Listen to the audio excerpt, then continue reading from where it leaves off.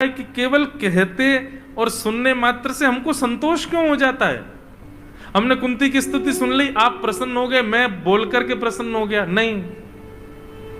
कई बार कहूं तो मुझे कोई अतिशयोक्ति नहीं कहने में, मुझे कई बार आत्मग्लानि होने लग जाती है कि इन पर भी कृपा, उन पर भी कृपा, सब पे, हम पे कब होगी?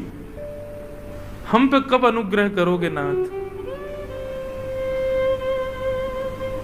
आप कुंती की भक्ति से प्रसन्न हो जाते हैं, आप रैदास की भक्ति से प्रसन्न हो जाते हैं।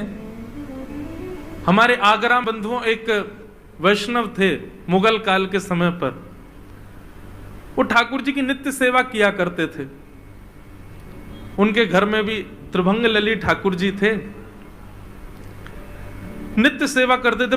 परंतु मुगल काल में बंधुओं एक पीड़ा और थी कि जब मुगल के सैनिकों को पता चलता था कि किसी घर में ठाकुर जी की सेवा होती है, तो वो लोग क्या करते थे?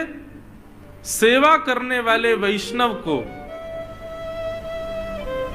गौ मांस और गौ रक्त फेंक करके उसको अपवित्र कर देते थे। बोले अब कर सेवा, अब तेरे ठाकुर जी तेरी सेवा स्वीकार नहीं करेंगे, हमारी तरह तू भी म्लेच्छ हो गया।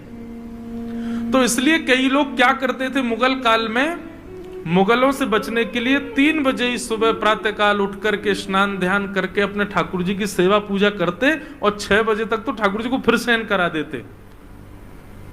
कई वैष्णवों के यहाँ सेवा, जो मैंने एक घर में कथा की थी, एक गोयन का परिवार है, उनके यहां मैंने कथा की, इतनी सुंदर सेवा मैंने अपने जीवन में कहीं नहीं देखी।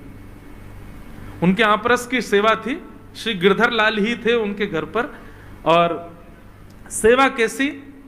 सुबह 4 बजे घर के सारे सदस्य उठ जाएंगे, छोटा बच्चा भी 4 बजे सब उठ जाएंगे।